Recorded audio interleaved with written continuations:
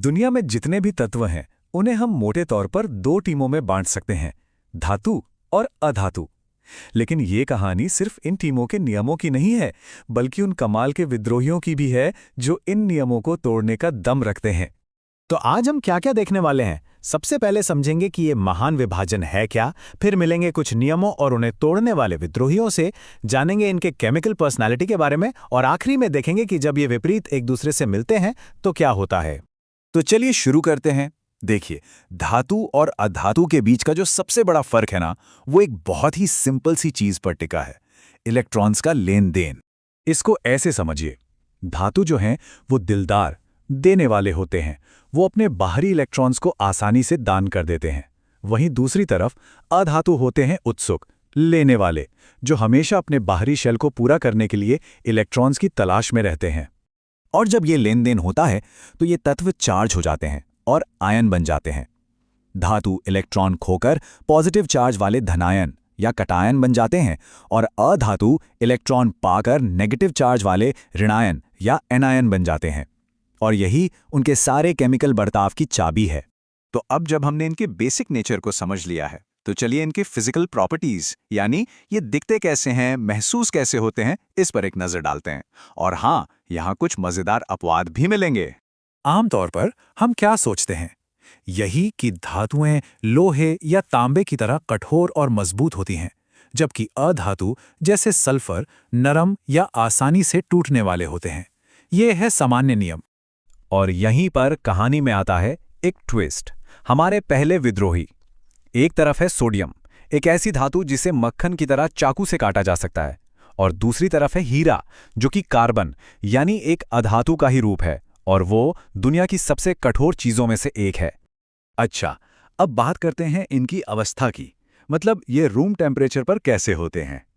आम धारणा यही है कि धातुएं ठोस होती हैं, जबकि अधातुएं या तो ठोस होंगी या फिर गैस।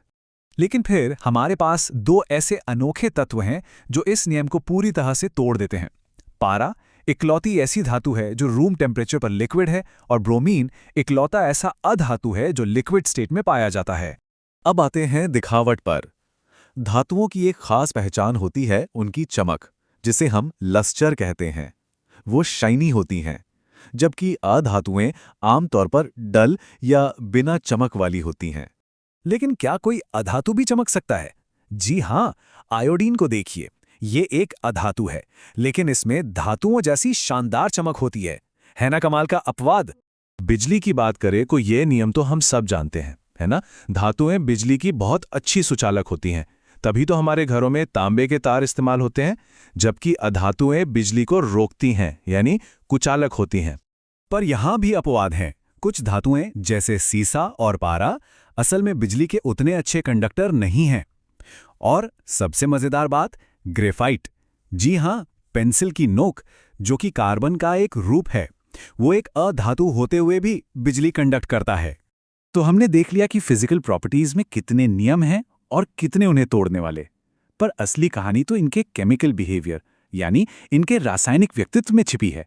चलिए देखते हैं कि ये एक दूसरे के साथ कैसे बर्ताव करते हैं। तो सवाल ये उठता है कि क्या सारी धातुएं एक जैसी रिएक्ट करती हैं, या कुछ ज्यादा रिएक्टिव होती हैं और कुछ शांत स्वभाव की? जी हां, इसका एक तरीका है। इसे कहते हैं रिएक्टिविटी सीरीज। ये बस एक लिस्ट है जो बताती है कि कौन कितना रिएक्टिव है। जो धातुएं लिस्ट में सबसे ऊपर हैं, जैसे पोटेशियम और सोडियम, वो बहुत ज्यादा रिएक्टिव होती हैं। बीच वाली मध्यम होती हैं, और जो सबसे नीचे हैं, जैसे सोना और चांदी, वो बहुत कम रिएक्ट करती हैं। अब इतनी लंबी लिस्ट को याद कैसे रखा जाए? इसके लिए एक बहुत ही मजेदार लाइन है। कैटरीना ने कार मांगी ऑल्टो जेन फेरारी, फिर भी हाई क्यों मिली सिल्वर ऑडी। ये इसे याद रखना बहुत आसान बना देता है।